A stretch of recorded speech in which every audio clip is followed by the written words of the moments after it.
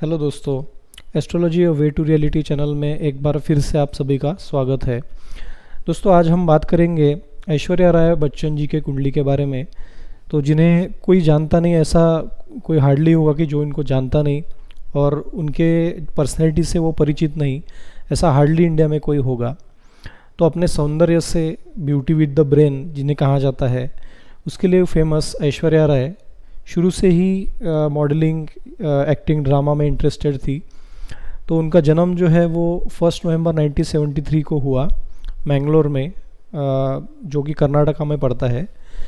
और उनके पिताजी पेशे से मरीन इंजीनियर थे और उन्होंने अपनी जो शिक्षा थी प्राइमरी लेवल की वो हैदराबाद में प्राप्त की, आंध्र प्रदेश में। और फिर वो मुंबई में शिफ्ट हो जाती है कॉलेज एजुकेशन के लिए।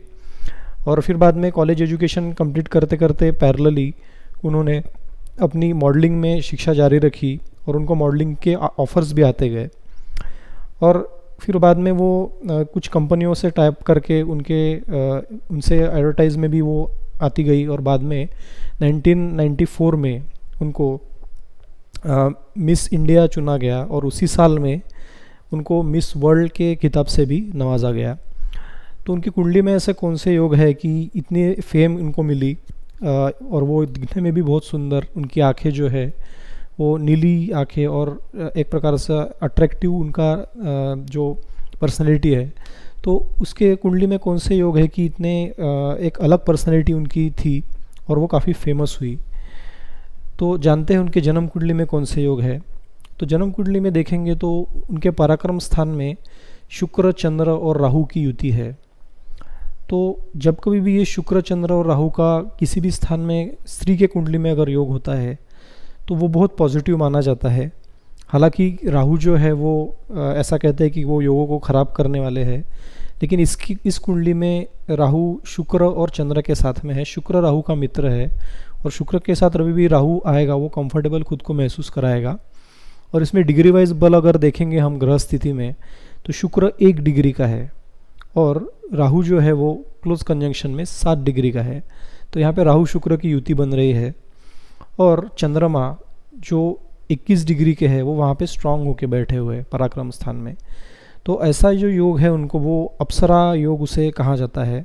और ऐसी स्त्रियाँ जो है उनके कुंडली में योग बनता है तो उनको काफ़ी सुंदरता उनमें रहती है, एक अट्रैक्टिव पर्सनैलिटी जो दूसरों को सहज अपने ओर आकर्षित कर सकती है, ऐसी उनकी पर्सनैलिटी होती है, क्योंकि ये अद्भुत होता है अप्सरा योग।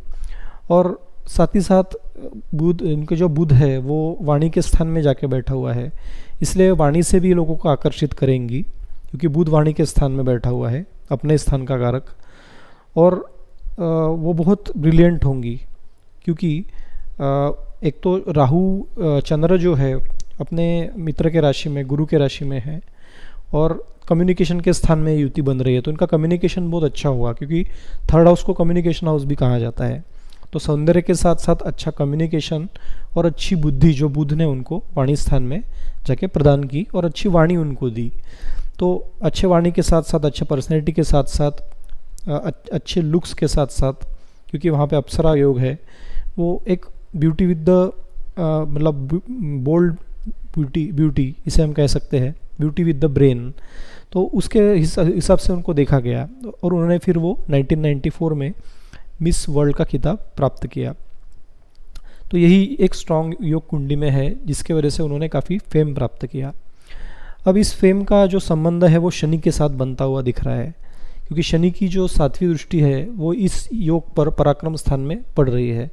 तो अपने ब्यूटी से, अपने मतलब जो अभिनय है उससे प्रोफेशंस का रिलेशन हो गया, क्योंकि शनि प्रोफेशन का कारक है। तो अपने प्रोफेशन को बना लिया उन्होंने और प्रोफेशन से आके जाके काफ़ी तरक्की उन्होंने की, काफ़ी बड़ी बड़ी फिल्में उन्होंने बनाई। पहली फिल्म उनकी थी और प्यार हो गया, और उसके बाद उन्होंने हम दिल दे चुके सनम, देवदास और धूम 2, ऐसी बड़ी बड़ी मूवी उन्होंने की और उनको काफ़ी फेम मिला। तो ये शनि उसका कारण था, जो उनका प्रोफेशन वहाँ पे मॉडलिंग, एक्टिंग, ड्रामा को उनका प्रोफेशन वो बन गया। और साथ ही साथ में हम कुंडली में देख रहे हैं कि सूर्य जो है वो पर्सनैलिटी के स्थान में जाके बैठा हुआ है और ये सूर्य नीच का है। हालांकि सूर्य 15 डिग्री का काफ़ी स्ट्रॉन्ग है वहाँ पे, और इस सूर्य पर उसके मित्र मंगल की दृष्टि पड़ रही है, और ये मंगल की दृष्टि अपने खुद के स्थान में मंगल बैठा हुआ है मेष राशि में, तो ये बहुत स्ट्रांग हो गया मंगल। और इस ऐसा मंगल जब अपने मित्र के ऊपर प्रभाव डालता है तो वो मित्र की नीचता को ज़रूर कम करा देगा। और इसी का कारण है कि इस सूर्य ने भी उनको हमेशा उनके कुंडली में पॉजिटिव होने का काम किया, और क्योंकि सूर्य प्रभावी है और मंगल भी वहाँ पे कहीं ना कहीं अपने राशि में स्ट्रांग होकर बैठा हुआ है, तो इस मंगल और सूर्य के योग ने इनको फेमस बना दिया और इनके पर्सनैलिटी में कहीं ना कहीं बोल्डनेस ला दिया। तो सूर्य जब किसी भी कुंडली के मतलब पर्सनैलिटी के स्थान में बैठता है तो वो उसको 5 गुना बढ़ा देता है, उसका बल काफ़ी बढ़ा देता है, एक्सपांड कर देता है। तो इस सूर्य ने इनके पर्सनैलिटी को एक्सपांड करने का काम किया, क्योंकि उस पर मंगल की दृष्टि है इसलिए वो पॉजिटिव भी रहा नीच होने के बावजूद। और राहु जो है वो राहु ने पराक्रम स्थान को एक्सपांड करने का काम किया, क्योंकि राहु का भी काम एक्सपांड करना ही है। तो अपने मित्र शुक्र के साथ बैठकर और चंद्र के ऊपर पॉजिटिव प्रभाव डालकर राहु ने उनके पर्सनैलिटी में निखार ला दिया। तो इस प्रकार से हम कुंडली का अध्ययन करते हैं। अगर ग्रह नीच का है तो उस पर दृष्टि भी हमको देखना काफ़ी आवश्यक है। ऐसा ज़रूरी नहीं है कि नीच का ग्रह हमेशा निगेटिव ही फल देगा, वो पॉजिटिव फल भी दे सकता है। साथ ही साथ में हम देखेंगे कि इनकी नवमांश कुंडली जो है वो बहुत मेजर रोल इसमें प्ले कर रही है उनके फेमस होने में, क्योंकि इसमें कुंडली में राहु को अगर हम देखेंगे तो राहु जो हमने कहा था कि उनको एक अप्सरा योग क्रिएट कर रहा है, राहु शुक्र और चंद्र के साथ बैठकर, वही राहु इनके नवमांश कुंडली में उच्च का होकर बैठा हुआ है अपनी मिथुन राशि में। और ऐसा राहु इंसान को बहुत बड़े पायदान पे लेके जाता है। साथ ही साथ में सूर्य भाग्य स्थान में भाग्य वृद्धि कराता हुआ दिख रहा है। शनि अष्टम स्थान में हिडन जो टैलेंट होता है उसको बाहर लाते हुए दिख रहा है नवमांश कुंडली में, और वो अपने राशि मकर में स्ट्रांग होकर बैठा हुआ है। और साथ ही साथ सबसे पावरफुल चंद्र ये शुक्र की राशि में पंचम स्थान में बैठा हुआ है। तो ये कहीं ना कहीं इंसान के माइंड को बहुत अच्छा बनाता है, और इंसान का जो करियर है वो शुक्र के रिलेटेड और चंद्र से रिलेटेड, तो ये योग इनके नवमांश में भी बना, क्योंकि चंद्र शुक्र के राशि में पंचम स्थान में है। तो एक्टिंग, ड्रामा, मॉडलिंग, इस सब चीज़ों में ये काफ़ी फेमस होंगी, ऐसा योग यहाँ पे बन रहा है। और क्योंकि उस पर गुरु की दृष्टि है और शुक्र की दृष्टि है नवमांश कुंडली में, तो ये अपने एक्टिंग करियर में काफ़ी उच्च पायदान पर पहुँचेगी और उनको एक अलग पर्सनैलिटी करके हमेशा देखा जाएगा। तो इनकी नवमांश कुंडली भी काफ़ी पावरफुल है। इसलिए हम अपने दोस्तों से कहते हैं कि सिर्फ जन्म कुंडली का अध्ययन ही मत करो, साथ ही साथ नवमांश कुंडली का भी देखो, जिससे तुम्हारे पर्सनैलिटी के कुछ पहलू उसमें से भी खुलते हैं। तो नवमांश कुंडली देखना उतना ही ज़रूरी है जितना कि जन्म कुंडली हम देखते हैं।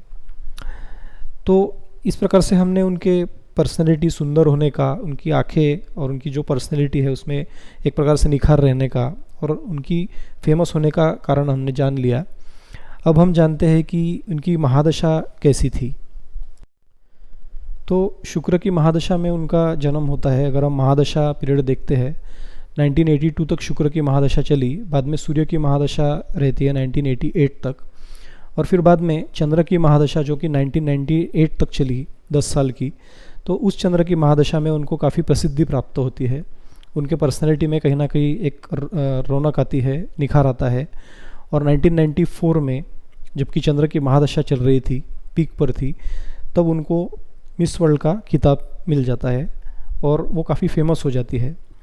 और फिर उनको बड़े बड़े ऑफ़र्स आते हैं और 1997 में वो अपनी फर्स्ट फिल्म साइन करती है बॉलीवुड में, जो कि थी और प्यार हो गया। और फिर बाद में हम दिल दे चुके सनम, उसके बाद में धूम 2, देवदास, ऐसी बड़ी बड़ी फिल्में उन्होंने की। तो उनका फिर जो दायरा था वो काफ़ी बढ़ता गया, उन्होंने काफ़ी प्रसिद्धि प्राप्त की। तो इस सब का कारण जो था वो कहीं ना कहीं चंद्र है उनके कुंडली में, जो कि 21 डिग्री का होकर बैठा हुआ है पराक्रम स्थान में, और वो अप्सरा योग की निर्मिति कर रहा है।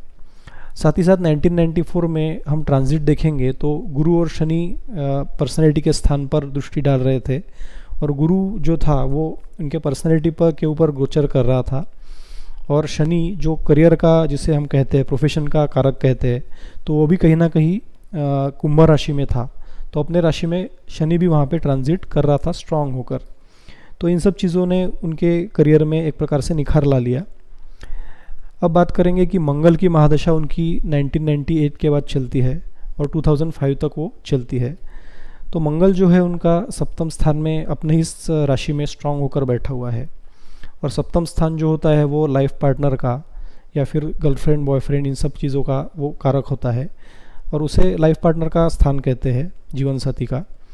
तो वो पीरियड में 1999 से 2001 तक उनके ऊपर करियर में थोड़ा से प्रॉब्लम्स आए थे और वो प्रॉब्लम की वजह थी सलमान खान के साथ उनके जो रिलेशंस बने थे वो समय पर, तो उसमें काफ़ी उतार चढ़ाव आए थे और उस पर काफ़ी सुर्खियों पे भी वो रही थी। और फिर बाद में 2001 में उनका जो ब्रेकअप हो जाता है सलमान खान के साथ, तो ये कहीं ना कहीं इस मंगल की महादशा में हुआ था, क्योंकि मंगल जो है ये कहीं ना कहीं प्रॉब्लम्स क्रिएट करता है और क्योंकि वो सप्तम स्थान में है लाइफ पार्टनर के स्थान में, तो ऐसे समय फिर अपने साथी के साथ में विवाद होना या झगड़े होना ये एक नेचुरल सी बात हो जाती है। और यहाँ पे मंगलिक योग भी बन जाता है, तो फिर लाइफ में जो भी कोई आता है तुम्हारे लाइफ में तो उसके साथ रिलेशंस में प्रॉब्लम ये मंगल वहाँ पे कहीं ना कहीं देता है। तो इसी का कारण था कि उनका जो रिलेशन था वो काफ़ी ज़्यादा नहीं चला और उसमें काफ़ी प्रॉब्लम्स भी देखने को मिले थे। अब 2005 के बाद 2007 जब उनकी शादी होती है 2007 में, तब राहु की महादशा चल रही थी और इस राहु के महादशा में कहीं ना कहीं अंतर प्रत्यंतर में शुक्र और चंद्र आए थे, जिसके टाइम में उनका विवाह हो जाता है। और उसी समय में हम देख रहे थे कि गुरु फिर से पर्सनालिटी के स्थान पर ट्रांजिट करता है और वो सप्तम स्थान से दृष्टि रिलेशन बना देता है। तो उसी के समय में उनका विवाह हो जाता है और वो कहीं ना कहीं गुरु के प्रभाव में होता है, क्योंकि गुरु वहाँ पे गोचर में था, तो वो एक बड़े घराने में उनका विवाह करा देते हैं। और उसी का कारण है कि वो बच्चन घराने जैसे बड़े घराने में उनकी शादी हो जाती है और वहाँ पे भी वो उसके वजह से भी वो उनको नाम और इज्जत शोहरत भी मिल जाती है। तो ये कहीं ना कहीं मंगल उसका कारण था, क्योंकि मंगल सप्तम स्थान में स्ट्रांग होकर बैठा हुआ है और वो फैमिली से यानी कि द्वितीय स्थान में जो वृश्चिक राशि है उससे भी वो कहीं ना कहीं कनेक्शन बनाता है, क्योंकि उसकी खुद की राशि वो है। और ये ट्रांजिट जो ग्रह थे जिसमें गुरु गोचर था राहु की महादशा में, तो इन सब चीज़ों का कारण था कि उनकी शादी एक बड़े घराने में हो जाती है। तो राहु की महादशा 2023 तक उनकी है, जिसमें उनका करियर जो था वो कहीं ना कहीं उस पर ब्रेक लग गया, क्योंकि राहु जो है वो कहीं ना कहीं मान सम्मान या प्रतिष्ठा ज़रूर देता है, लेकिन वो तुम्हारे करियर में कहीं ना कहीं ब्रेक लगाने का काम भी करता है। तो रिसेंटली हमने देखा कि उनकी फिल्में इतनी नहीं आ रही थी और 2023 के बाद जब गुरु की महादशा इनकी शुरू होगी तो उसके बाद उनको फिर से एक बार हम देख सकते हैं फिल्मों में कि गुरु फिर से एक बार पर्सनैलिटी में निखार उनके लाएगा। हालांकि वो गुरु नीच का है, लेकिन गुरु अपने परिणाम देने में कमी नहीं करता है, वो अपने अच्छे परिणाम ज़रूर देता है। तो हम देख सकते हैं कि 2023 के बाद जब गुरु की महादशा उनकी चलेगी तो उसके बाद फिर से उनको फिल्मों के ऑफ़र मिल सकते हैं और कहीं ना कहीं अलग अलग रोल्स में वो हमें दिखाई दे सकती है। तो ये थी जानकारी ऐश्वर्या राय बच्चन जी के कुंडली के बारे में। इसके रिलेटेड कुछ सवाल है तो आप डेफिनेटली हमें पूछ सकते हैं और हमारे चैनल को सब्सक्राइब करते रहिए ताकि ऐसे वीडियोस हम आपको दे सके, आपकी नॉलेज उसमें से बढ़ सके और आपके सवालों से हम भी कहीं ना कहीं उसमें कुछ चीज़ें सीख सके। तो once again thank you very much, thanks for watching, stay home, stay safe.